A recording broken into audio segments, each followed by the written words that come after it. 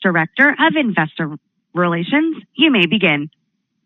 Thank you. Good afternoon and welcome to Meta's first quarter 2025 earnings conference call. Joining me today to discuss our results are Mark Zuckerberg, CEO, and Susan Li, CFO. Our remarks today will include forward-looking statements, which are based on assumptions as of today.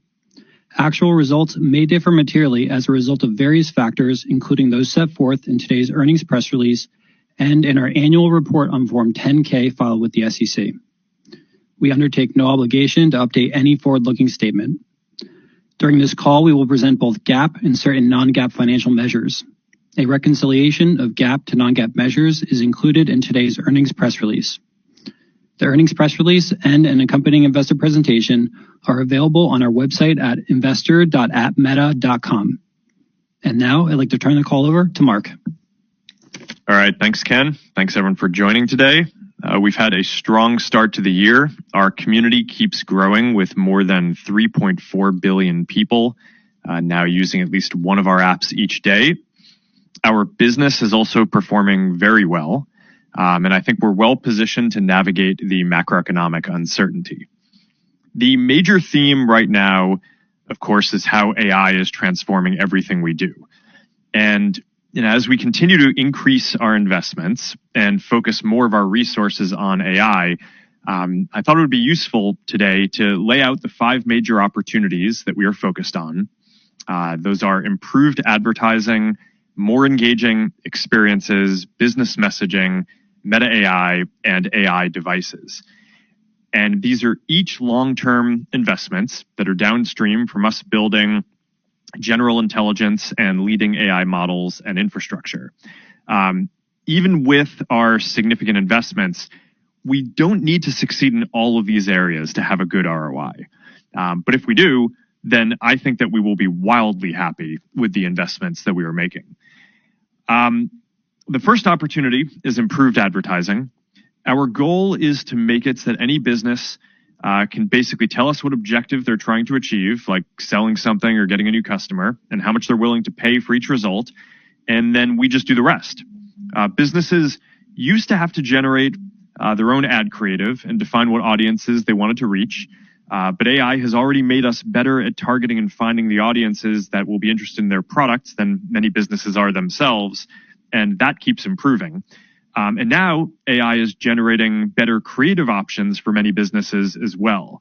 I think that this is really redefining what advertising is into an AI agent that delivers measurable business results at scale. And if we deliver on this vision, then over the coming years, I think that the increased productivity from AI will make advertising a meaningfully larger share of global GDP than it is today. In just the last quarter, we're testing a new ads recommendation model for Reels, which has already increased conversion rates by 5%. And we're seeing 30% more advertisers are using AI creative tools in the last quarter as well. The second opportunity is more engaging experiences. This will come in 2 forms: better recommendations for existing content types and better new types of content. In the last 6 months, improvements to our recommendation systems have led to a 7% increase in time spent on Facebook, a 6% increase on Instagram, and 35% on Threads. Threads now also has more than 350 million monthly actives and continues to be on track to become our next major social app. In addition to better recommendations for existing content types, AI is also enabling the creation of better content as well. Some of this will be helping people produce better content to share themselves. Some of this will be AI generating content directly for people that is personalized for them. Some of this will be in existing formats like photos and videos, and some of it will be increasingly interactive. I've often talked about this long-term trend of content becoming richer over time. Our feeds started mostly with text and then became mostly photos when we all got mobile phones with cameras.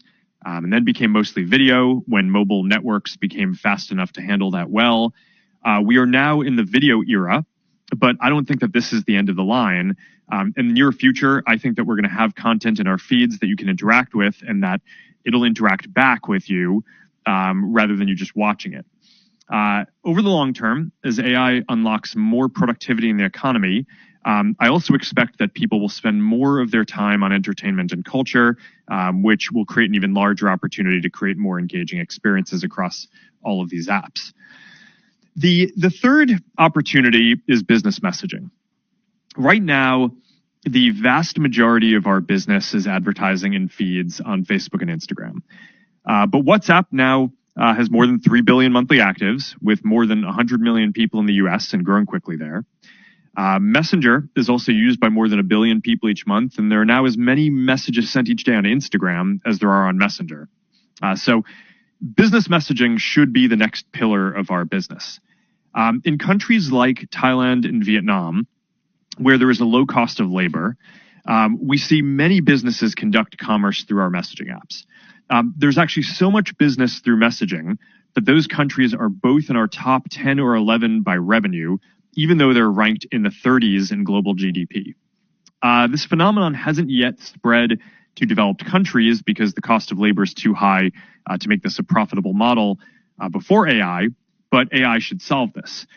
So in the next few years, I expect that just like every business today has an email address, social media account, and website, they'll also have an AI business agent that can do customer support and sales. And they should be able to set that up very easily, given all the context that they've already put into our business platforms. And we're going to have more to share on upcoming calls about our progress in this area. The fourth opportunity is Meta AI. Across our apps, there are now almost 1 billion monthly actives using Meta AI. Our focus for this year is deepening the experience and making AI the leading personal AI, with an emphasis on personalization, voice conversations, and entertainment. I think that we're all going to have an AI that we talk to throughout the day while we're browsing content on our phones, and eventually as we're going through our days with glasses. And I think that this is going to be one of the most important and valuable services that has ever been created. In addition to building Meta AI into our apps, we just released our first Meta AI standalone app. It is personalized, so you can talk to it about interests that you've shown while browsing Reels or different content across our apps. And we built a social feed into it, so you can discover entertaining ways that others are using Meta AI. And initial feedback on the app has been good so far. Over time, I expect that the business opportunity for Meta AI to follow our normal product development playbook. First, we build and scale the product. And then once it is at scale, then we focus on revenue. In this case, I think that there will be a large opportunity to show product recommendations or ads, as well as a premium service for people who want to unlock more compute for additional functionality or intelligence. But I expect that we're going to be largely focused on scaling and deepening engagement for at least the next year before we'll really be ready to start building out the business here. The fifth opportunity is AI devices, which is increasingly how we're thinking about our work on the next generation of computing platforms. Glasses are the ideal form factor for both AI and the metaverse. They enable you to let an AI see what you see, hear what you hear, and talk to you throughout the day. And they let you blend the physical and digital worlds together with holograms. More than 1 billion people worldwide wear glasses today, and it seems highly likely that these will become AI glasses over the next 5 to 10 years. Building the devices that people use to experience our services lets us deliver the highest quality AI and social experiences. And this will serve as an amplifier on all of the opportunities I've mentioned so far, as well as unlocking some new opportunities as well. Ray-Ban Meta AI glasses have tripled in sales in the last year, and the people who have them are using them a lot. We've got some exciting new launches with our partner EssilorLuxottica later this year as well that should expand that category and add some new technological capabilities to the glasses. On Quest, we are also seeing deeper engagement as Quest 3S makes VR accessible to more people, and more people are creating experiences in Horizon with AI tools. Now, everything that I've talked about today is built on top of our AI models and our infrastructure. We released the first Llama 4 models earlier this month, and they are some of the most intelligent, best multimodal, lowest latency, and most efficient models that anyone has built. We have more models on the way, including the massive Llama 4 Behemoth model. Overall, we are focused on building full general intelligence. All of the opportunities that I've discussed today are downstream of delivering general intelligence and doing so efficiently. The pace of progress across the industry and the opportunities ahead for us are staggering. I want to make sure that we're working aggressively and efficiently. And I also want to make sure that we are building out the leading infrastructure and teams that we need to achieve our goals. So to that end, we are accelerating some of our efforts to bring capacity online more quickly this year, as well as some longer-term projects that will give us the flexibility to add capacity in the coming years as well. And that has increased our planned investment for this year. More broadly, this has been a good start to what I expect will continue to be an intense year.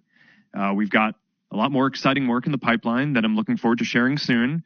I continue to think that this year is going to be a pivotal moment for our industry. And I am grateful for everyone who is working so hard at the company to deliver all of this amazing technology and new experiences. As always, thank you all for being on this journey with us. And now, Susan. Thanks, Mark, and good afternoon, everyone. Let's begin with our consolidated results. All comparisons are on a year-over-year basis unless otherwise noted. Q1 total revenue was $42.3 billion, up 16% or 19% on a constant currency basis. Q1 total expenses were $24.8 billion, up 9% compared to last year.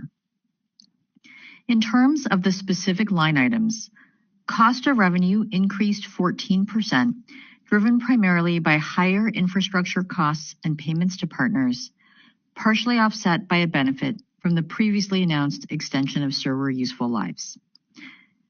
R&D increased 22%, mostly due to higher employee compensation and infrastructure costs. Marketing and sales increased 8%, driven mainly by an increase in professional services related to our ongoing platform integrity efforts. G&A decreased 34%, driven primarily by lower legal-related costs. We ended Q1 with over 76,800 employees, up 4% quarter over quarter. First quarter operating income was $17.6 billion, representing a 41% operating margin. Our tax rate for the quarter was 9%, as we recognized excess tax benefits from share-based compensation due to the increase in our share price versus prior periods. Net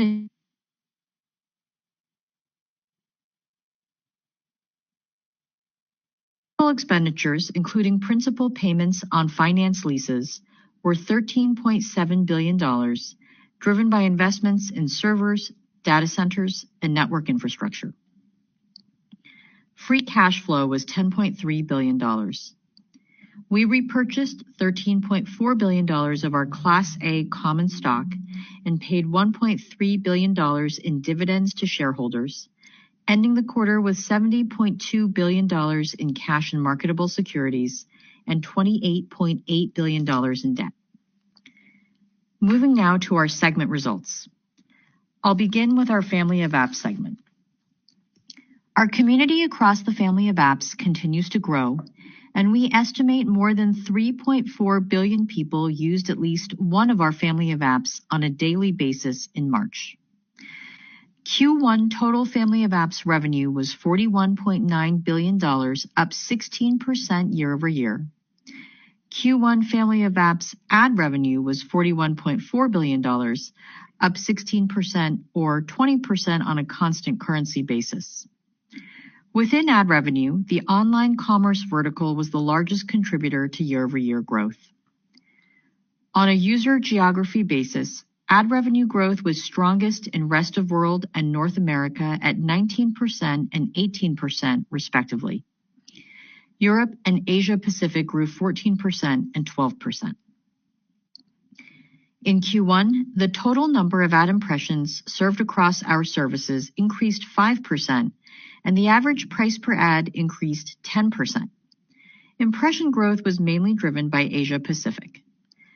pricing growth benefited from increased advertiser demand, in part driven by improved ad performance. This was partially offset by impression growth, particularly from lower monetizing regions and surfaces.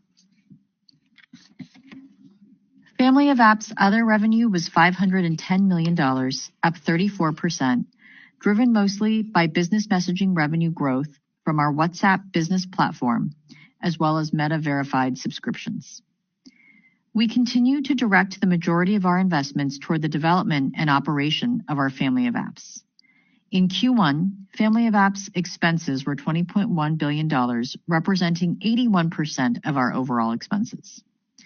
Family of Apps expenses were up 10%, mainly due to growth in employee compensation and infrastructure costs, which were partially offset by lower legal-related expenses. Family of Apps operating income was $21.8 billion, representing a 52% operating margin. Within our Reality Labs segment, Q1 revenue was $412 million, down 6% year over year due to lower Meta Quest sales, which were partially offset by increased sales of Ray-Ban Meta AI glasses. Reality Labs expenses were $4.6 billion, up 8% year over year, driven primarily by higher employee compensation.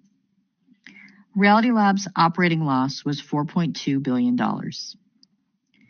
Turning now to the business outlook.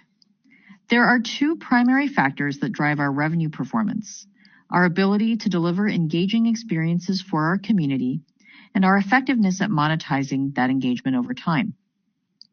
On the first, we're focused both on enhancing our core Family of Apps today and building the next generation of devices and experiences through Reality Labs. I'll start with our Family of Apps. In the first quarter, we saw strong growth in video consumption across both Facebook and Instagram, particularly in the US, where video time spent grew double digits year over year. This growth continues to be driven primarily by ongoing enhancements to our recommendation systems, and we see opportunities to deliver further gains this year. We're also progressing on longer-term efforts to develop innovative new approaches to recommendations. A big focus of this work will be on developing increasingly efficient recommendation systems so that we can continue scaling up the complexity and compute used to train our models while avoiding diminishing returns.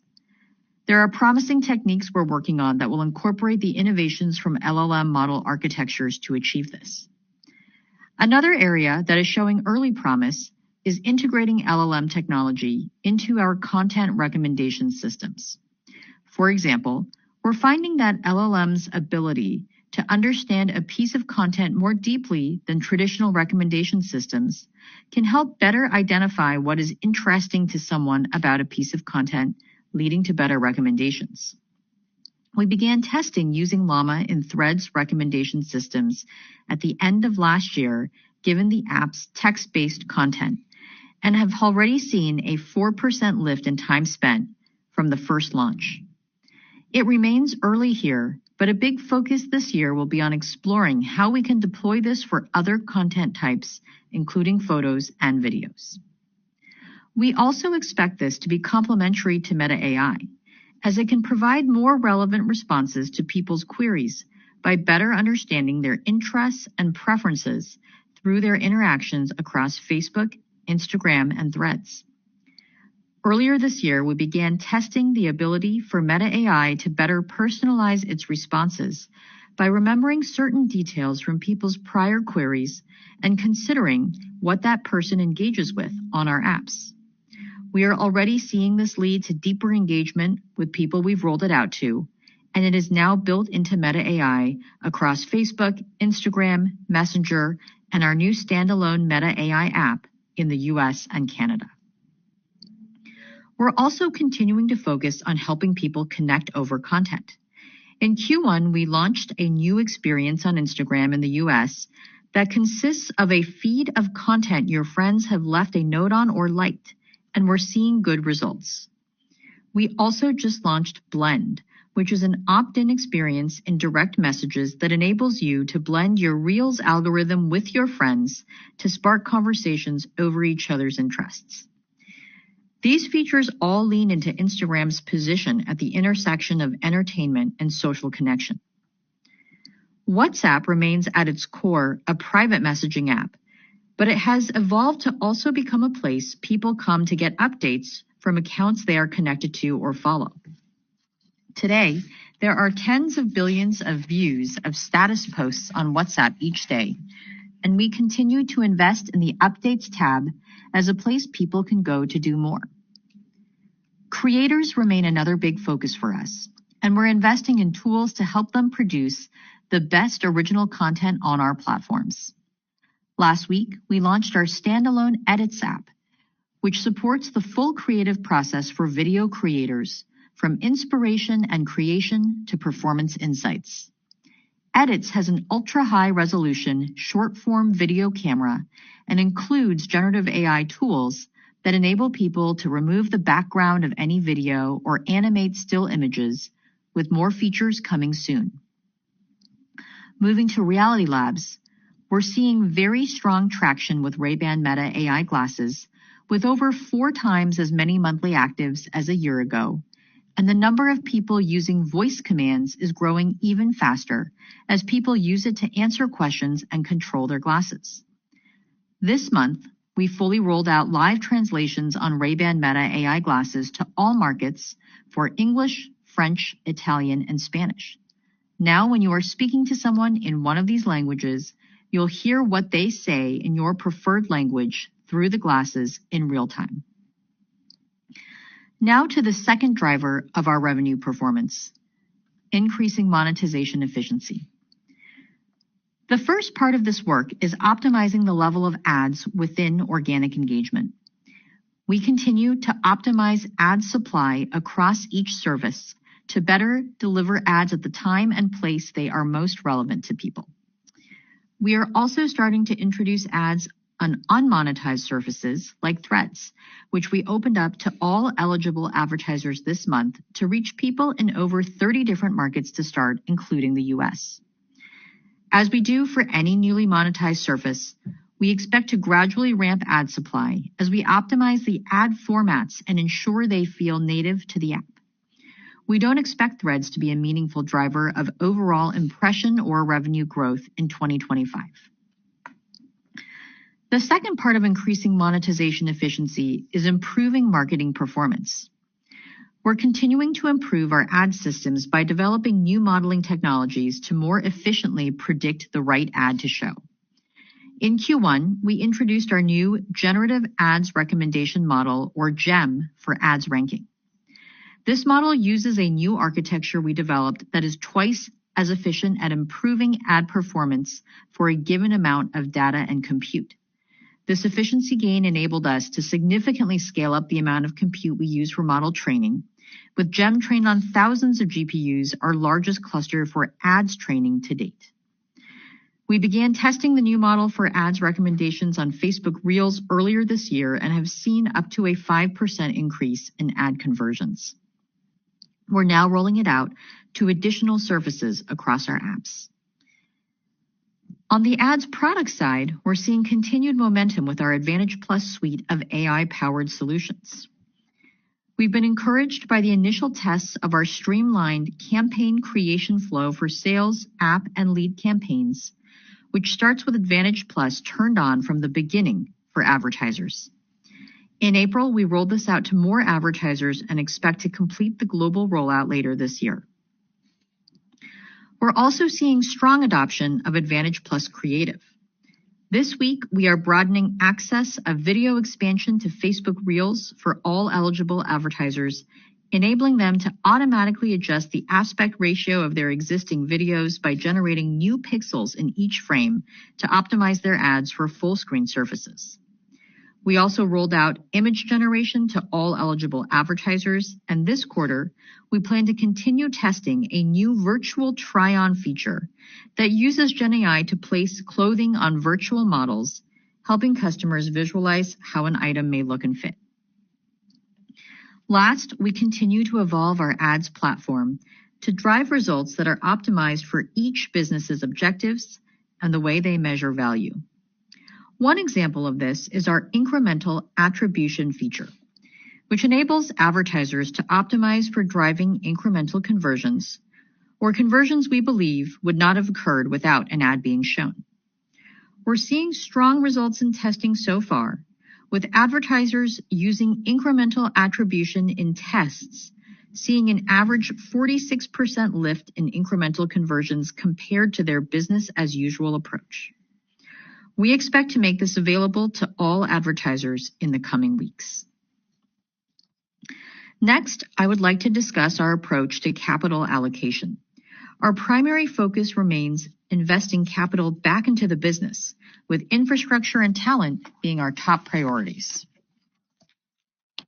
Starting with headcount, our hiring continues to be targeted at technical roles within our company priorities. In the first quarter, the significant majority of the roughly 2,800 employees we added were to support our priorities of monetization, infrastructure, generative AI, regulation and compliance, and Reality Labs.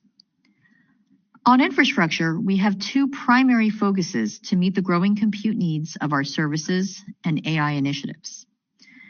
The first way is by significantly scaling up our infrastructure footprint. Our CapEx growth this year is going toward both generative AI and core business needs, with the majority of overall CapEx supporting the core. We expect the significant infrastructure footprint we are building will not only help us meet the demands of our business in the near term, but also provide us an advantage in the quality and scale of AI services we can deliver. We continue to build this capacity in a way that grants us maximum flexibility in how and when we deploy it to ensure we have the agility to react to how the technology and industry develop in the coming years. The second way we're meeting our compute needs is by increasing the efficiency of our workloads. In fact, many of the innovations coming out of our ranking work are focused on increasing the efficiency of our systems. This emphasis on efficiency is helping us deliver consistently strong returns from our core AI initiatives. For example, we shared on the Q3 2024 call that improvements to our AI-driven feed and video recommendations drove a roughly 8% lift in time spent on Facebook and a 6% lift on Instagram over the first 9 months of last year. Since then, we've been able to deliver similar gains in just 6 months' time, with improvements to our AI recommendations delivering 7% and 6% time spent gains on Facebook and Instagram, respectively. Before moving to our financial guidance, I want to acknowledge the dynamic macro environment and note that our range reflects the potential for a wider set of outcomes. We continue to feel good about the fundamental drivers of revenue growth and believe the past work we've done to streamline our operations and cost profile puts us in a strong position to navigate a variety of outcomes. Moving to our financial outlook. We expect second quarter 2025 total revenue to be in the range of $42.5 to $45.5 billion. Our guidance assumes foreign currency is an approximately 1% tailwind to year-over-year total revenue growth based on current exchange rates. Turning now to the expense outlook. We expect full year 2025 total expenses to be in the range of $113 to $118 billion, lowered from our prior outlook of $114 to $119 billion. Turning now to the CapEx outlook. We anticipate our full year 2025 capital expenditures, including principal payments on finance leases, will be in the range of $64 to $72 billion, increased from our prior outlook of $60 to $65 billion.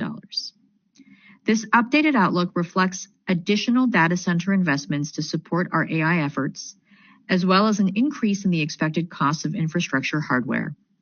The majority of our CapEx in 2025 will continue to be directed to our core business. On to tax. Absent any changes to our tax landscape, we expect our full year 2025 tax rate to be in the range of 12 to 15%. In addition, we continue to monitor an active regulatory landscape, including legal and regulatory headwinds in the EU and the US that could significantly impact our business and our financial results. The European Commission recently announced its decision that our subscription for no ads model is not compliant with the DMA. Based on feedback from the European Commission in connection with the DMA, we expect we will need to make some modifications to our model, which could result in a materially worse user experience for European users and a significant impact to our European business and revenue as early as the third quarter of 2025. We will appeal the Commission's DMA decision, but any modifications to our model may be imposed before or during the appeal process. In closing, this was another solid quarter for our business. We believe the investments we're making across our company priorities will position us well in the coming years to continue delivering engaging services for our community, compelling results for advertisers, and strong business performance. With that, Krista, let's open up the call for questions. Thank you. We will now open the lines for a question and answer session. To ask a question, please press star 1 on your touch-tone phone. To withdraw your question, again, press star 1. Please limit yourself to one question. Please pick up your handset before asking your question to ensure clarity. If you are streaming today's call, please mute your computer speakers. And your first question comes from the line of Brian Nowak with Morgan Stanley. Please go ahead. Great. Thanks for taking my questions. I have two. The first one's on Llama. Mark, the LLM landscape continues to sort of evolve and be somewhat competitive. Can you sort of talk us through some of the key areas of advancement you are most focused on and excited about as we sort of think about Behemoth and next versions of Llama to come? And then the second one on Meta AI, almost 1 billion users globally. Any help on sort of how you're seeing U.S. traction there and the types of recurring user behaviors that you're seeing in the early Meta AI use cases? Thanks. Sure. I can talk about the LLMs. On the Meta AI usage, I'm not sure if we have more stats to share on that now. Yeah, I'll defer to Susan on if there's anything that we're ready on that. On the LLM, yeah, there's a lot of progress being made in a lot of different dimensions, and the reason why we want to build this out is one is that we think it's important that for kind of how critical this is for our business that we sort of have control of our own destiny and are not depending on another company for something so critical. But two, we want to make sure that we can shape the development to be optimized for our infrastructure and the use cases that we want. So to that end, Llama 4, the shape of the model with 17 billion parameters per expert was designed specifically for the infrastructure that we have in order to provide low latency experience to be voice optimized. One of the key things if you're having a voice conversation with AI is it needs to be low latency. So that way, when you're having a conversation with it, there's no large gap between when you stop speaking and it starts. So everything from the shape of the model to the research that we're doing to the techniques that go into it are kind of fit into that. Similarly, another thing that we focused on was context window length. And, in some of our models, we're industry leading on context window length. And part of the reason why we think that that's important is because we're very focused on providing a personalized experience. And there are different ways that you can put personalization context into an LLM, but one of the ways to do it is to include some of that context in the context window. And having a long context window that can incorporate a lot of the background that a person has shared across our apps is one way to do that. So that's like, it kind of is giving you a flavor of the products that we're trying to build, and then some specific technical architecture decisions and research prioritization that we basically have made in order to deliver the specific experience that we're going for. I could go on and add a lot more. The reason, I think it's also very important to deliver big models like Behemoth, not because we're going to end up serving them in production, but because of the technique of distilling from larger models, right? The Llama 4 models that we've published so far, and the ones that we're using internally, and some of the ones that we'll build in the future, are basically distilled from the Behemoth model in order to get the 90-95% of the intelligence of the large model in a form factor that is much lower latency and much more efficient. So these things are all very important. Obviously, we wouldn't be able to do that kind of distillation from other closed models. So that kind of gives you a flavor for how we're thinking about the development of this, and then of course the models and the infrastructure that we're building out power all of the opportunities that I mentioned before. Brian, I'm happy to answer your second question about Meta AI. The top use case right now for Meta AI from a query perspective is really around information gathering, as people are using it to search for and understand and analyze information, followed by social interactions from, ranging from casual chatting to more in-depth discussion or debate. We also see people use it for writing assistance, interacting with visual content, seeking help. And we see people engage with Meta AI from several different entry points. WhatsApp continues to see the strongest Meta AI usage across our family of apps. Most of that WhatsApp engagement is in one-on-one threads, followed by Facebook, which is the second largest driver of Meta AI engagement, where we're seeing strong engagement from our Feed Deep Dives integration that lets people ask Meta AI questions about the content that's recommended to them. And we're obviously excited about the launch of the Meta AI standalone app. Your next question comes from the line of Eric Sheridan with Goldman Sachs. Please go ahead. Thanks so much for taking the question. Maybe following up on Brian's question and coming at it from a different angle, and appreciate the color on the use cases you're seeing today for Meta AI. How would you suspect those use cases evolve with a standalone app? Can you bring us into a little bit the decision process to do a standalone app, what that might change in terms of utility, frequency, or scale relative to what you see inside family of apps today, and how you think about positioning Meta AI as a standalone app against the competitive landscape today of other standalone sort of consumer AI apps? Thank you. Yeah, I can talk about that. We're going to focus on both integrating it into our family of apps in more ways and building a standalone experience. I think some people want faster access to it or a more built out feature set than you can build into an app like WhatsApp. So the standalone app will be valuable for that. I also think that the standalone app is going to be particularly important in the United States because WhatsApp, as Susan said, is the largest surface that people use Meta AI in, which makes sense. If you want to text an AI, having that be closely integrated and a good experience in the messaging app that you use makes a lot of sense.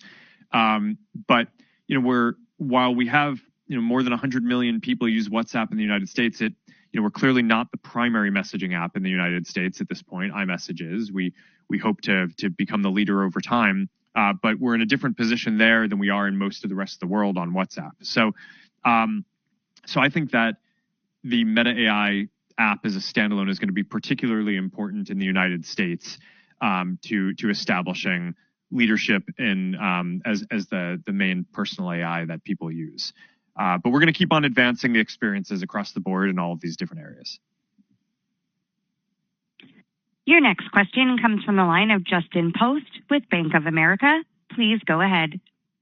Great. Thank you. A couple questions. Just on the guide in the second quarter, there are reports of potential, supply issues in e-commerce. How you thought about that in the guide and maybe how you're thinking about it for the back half.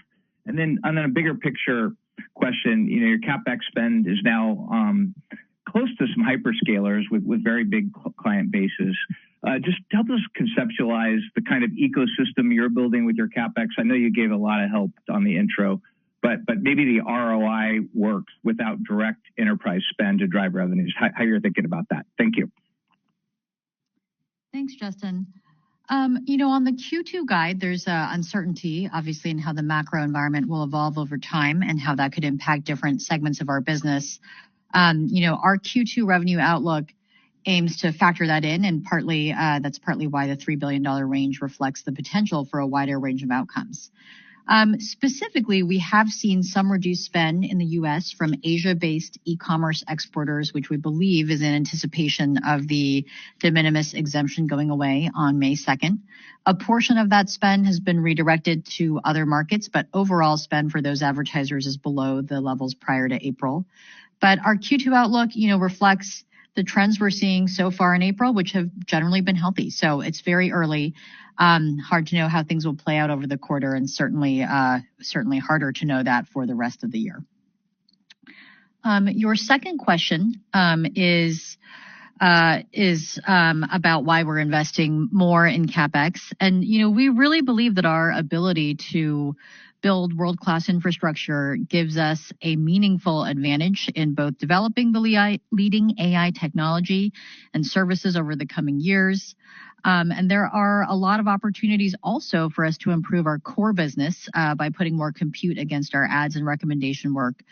So even with the capacity that we're bringing online in 2025, we are having a hard time meeting the demand that teams have for compute resources across the company. So we are going to continually invest, meaningfully here across our infrastructure footprint, but we are also really looking to build this capacity in a way that gives us the maximum flexibility in how and when we deploy it over the coming years, so we can respond to how the market and technology develop. Your next question comes from the line of Doug Anmuth with JP Morgan. Please go ahead.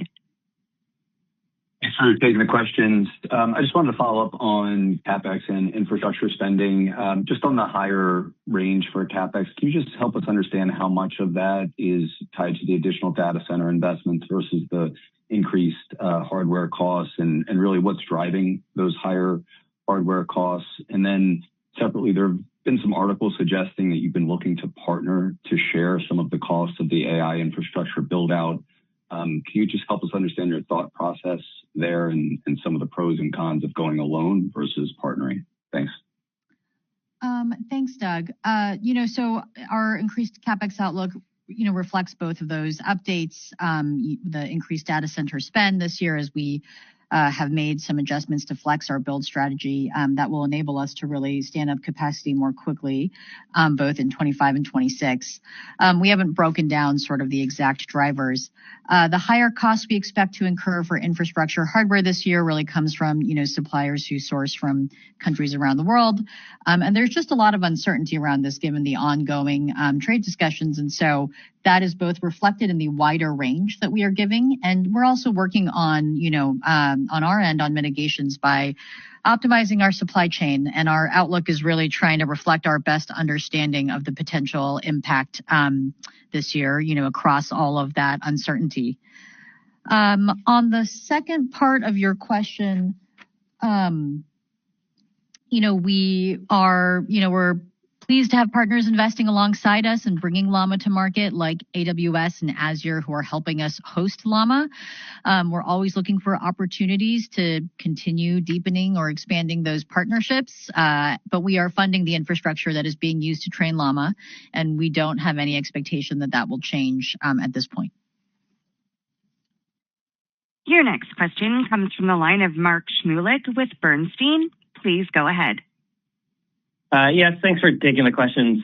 Mark, in your conversation last night with Satya, I think you both discussed a bit around, kind of the portion of code being written internally by AI. Kind of back to some of your previous comments around, this being a year where we might see AI kind of the place of a mid-level engineer. With the world evolving so quickly, can you share some places where you've seen strong traction there? And, are we progressing kind of faster, slower, or as you expected towards this milestone? And then, Susan, with the expense guidance coming down just a touch, how should we think about just the overall cadence of expected spending, really as it relates to kind of core business performance and the realities of the day-to-day world we're living in? Thank you. I can talk about the coding agent work. I don't think that there's been any real change in our prediction for the timing of this. So I'd say it's basically still on track for something around a mid-level engineer kind of starting to become possible sometime this year, scaling into next year.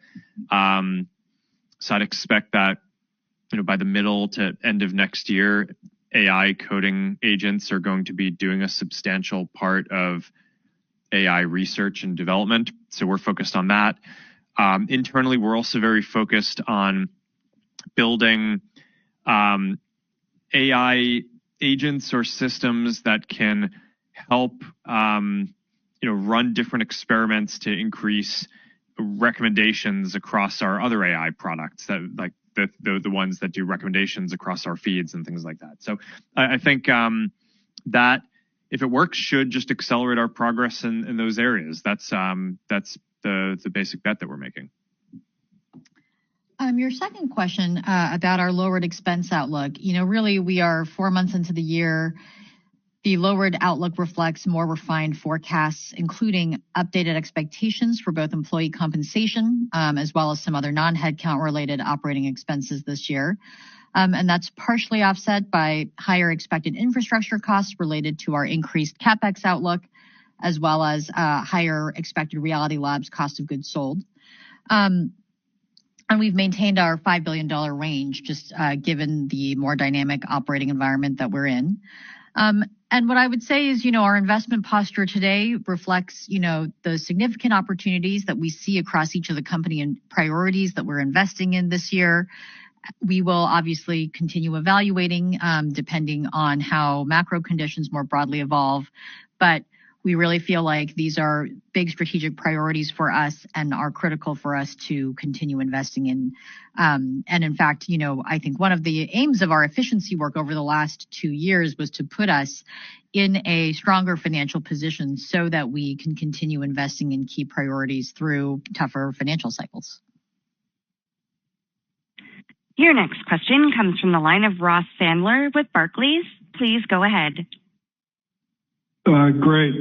Mark, yesterday in one of your many kind of podcast or keynote presentations, you had mentioned that like a bunch of projects that your teams want to or aspire to do are kind of bottlenecked by the AI capacity, which Susan just talked about earlier, and that even some of the testing that the ad ranking team wants to run is just getting kind of delayed. So I guess looking out either this year, next year, whenever, when do you kind of see some of this constraint being eased back? And more broadly, we're kind of 3 years past the IDFA impact to your business. So where do you think we are in terms of just the overall improvements to the ad ranking system, the ROI that you guys are able to deliver, and like what inning are we in on that, in your opinion? Thank you very much. I can take a shot at both of those, and Mark, you can obviously chime in. On the first question, the capacity landscape we are in is pretty dynamic, both in terms of the many moving parts in terms of us bringing capacity online, but also in terms of the demand from different product groups in our company, whether they are in the Gen AI teams or whether they're doing more of the core AI work around ranking and recommendations. So both the supply and demand, are quite fluid. And so we don't have a sort of fixed answer in terms of, when we expect that that we will sort of have enough supply to meet all demand. But that's something that we are working very hard to alleviate, and it's part of why we accelerated bringing more data center space online this year. And also we're very focused on increasing the efficiency of our workloads over the course of the year. On your second question about, ads performance, ads ranking, we have invested for many years and continue to invest in driving ad performance improvements. Year-over-year conversion growth remains strong. And in fact, we continue to see conversions grow at a faster rate than ad impressions in Q1, so reflecting increased conversion rates. And ads ranking and modeling improvements are a big driver of overall performance gains. We have a lot of innovations in model architecture in both the ads retrieval and ranking stages of the ads delivery process to serve more relevant ads to people. We talked about the introduction of the new GEM ads recommendation model in Q1. And we have talked about some of the prior model architecture improvements like Lattice and Andromeda in past quarters. For us, we really, believe first and foremost that advertising is a relative performance game. That's especially important for us because the vast majority of our business is direct response advertising.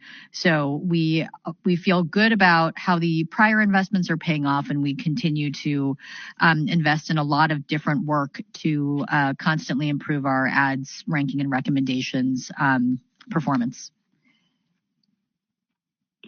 Your next question comes from the line of Kenneth Gawrowski with Wells Fargo. Please go ahead. Thank you so much. Two for me, please. First, maybe Mark, how should we think about the timing of AI capabilities necessary to drive WhatsApp for Business adoption in higher labor cost labor markets? What is Meta doing to accelerate that adoption? And do you see this as mostly incremental to SME ad spend that you're already capturing? And then for Susan, one please. What does the revised CapEx outlook for this year for 25 mean about future years? Does it mean anything? Or you talked about this being an acceleration in your revised outlook statement. Should we think about this as a new starting point to think about 26 and beyond, or should we just start fresh in 26 and think about the needs and capacity at that point? Thank you.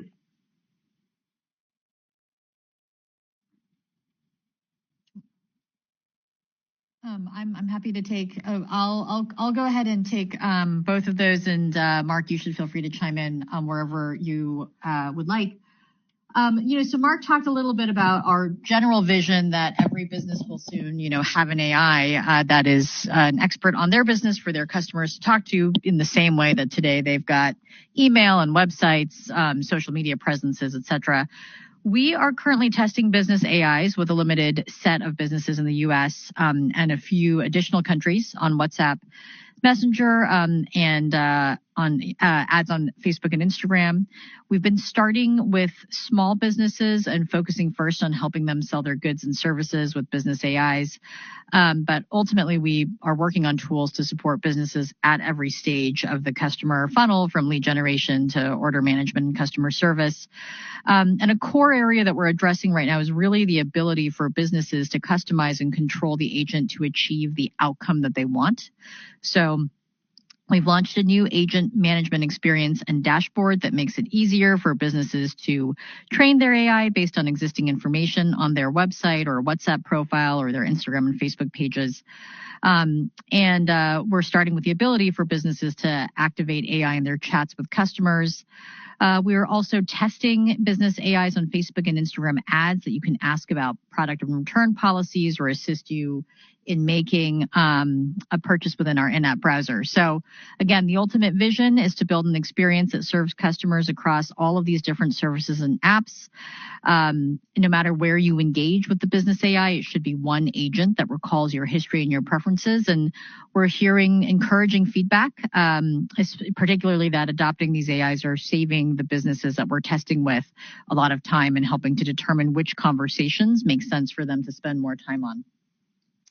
And then your second question, right, was about 2026 CapEx. Infrastructure, as I alluded to earlier, just is a very dynamic planning area, given the continued advances in AI. And also for us, the fact that we continue to find a lot of good use cases to put capacity toward in our core AI ranking and recommendations work. So I would say it's too early to discuss plans beyond 2025. Your next question comes from the line of Youssef Squali with Truist Securities. Please go ahead. Great. Thank you guys for taking the question. So Mark, in a world where we now have maybe 5 to 10 chatbots, including Meta AI on our smartphones doing virtually the same thing, do you think this is a market much like search where the winner takes most, or is it likely to be much more fragmented? But in either case, what would you say are the top 2 or 3 competitive advantages of Meta AI? And then Susan, on the EU decision connection with the DMA, what kind of modifications will you need to make to the apps? And can you maybe just help us gauge the potential financial fallout, understanding that it may still obviously be too early? Thank you. Yeah, on Meta AI, I mean, I think that there are going to be a number of different agents that people use, just like people use different apps for different things. I'm not sure that people are going to use multiple agents for the same exact things, but I'd imagine that something that is more focused on kind of enterprise productivity might be different from something that is somewhat more optimized for personal productivity, and that might be somewhat different from something that is optimized for entertainment and social connectivity. So I think that there will be different experiences. One of the trends that I think we're starting to see now is personalization across these. Right now, if the experience is unpersonalized, then you can kind of just go to different apps and get, reasonably similar answers to different questions. But once an AI starts getting to know you and what you care about and context and can build up memory from the conversations that you've had with it over time, I think that will start to become somewhat more of a differentiator. So that's one thing that we think will matter. And then, of course, there's all the different modalities, being able to not just answer questions about in text, but being able to do voice and multimodal and be able to produce images and videos and understand all those things and have good conversations about that, I think is going to be important overall. So, I think Meta AI is well positioned, but we have a lot of work to do in order to make it the leading personal AI. And Youssef, on your second question, it is really too early to speak about what those changes could be because we are in the process of engaging with the European Commission. I think maybe the most useful sort of metric I could give you is just that our advertising revenue in the European Economic Area and Switzerland, which would be the geographies impacted here, was 16% of our worldwide total revenue in 2024. Again, we are continuing to engage actively with the European Commission further on this, so we hope to have more clarity by next quarter's call. Krista, we have time for one last question. Your last question comes from the line of Mark Mahaney with Evercore ISI. Please go ahead. Thanks. I'll just throw in two. I think you called out the China-based retailers as one sort of potentially soft advertising vertical. Anything else you'd call out? And I would just suggest autos. Was that an area of any softness? And then on the Reality Labs and on the losses associated with Reality Labs, they've been very consistent, whatever, $4 billion a quarter for quite some time. Is there light at the end of the tunnel? Is there reason to think? Is there a factor that would occur that would cause those losses to come down? And when would that be? But maybe more importantly, what is going to cause those losses to come down? Thank you very much. Mark, let me take your first question about other verticals. We generally saw healthy growth in most verticals in Q1. We did see some weakness in gaming and politics. So year-over-year growth in gaming was negative in Q1 as we lapped a period of strong spend from China-based advertisers that were promoting a larger volume of game titles in Q1 of 2024. And then year-over-year growth in the government and politics vertical dropped sharply, as expected, with the conclusion of U.S. elections, but that continues to just be a very small vertical overall. And then your second question on Reality Labs. Labs one. I mean, we're basically focused on doing the work more efficiently, but as the AI glasses have really taken off, I've talked about this on a number of calls. There are more investments that I think makes sense to make around making sure that we can distribute this and grow it very quickly. I mean, if you look at some of the leading consumer electronics products of other categories, by the time they get to their third generation, they're often selling 10 million units and scaling from there. And I'm not sure if we're going to do exactly that, but I think that that's like the ballpark of the opportunity that we have. And that's something that I think we're kind of focused on scaling to that and then scaling beyond that for the generations after that.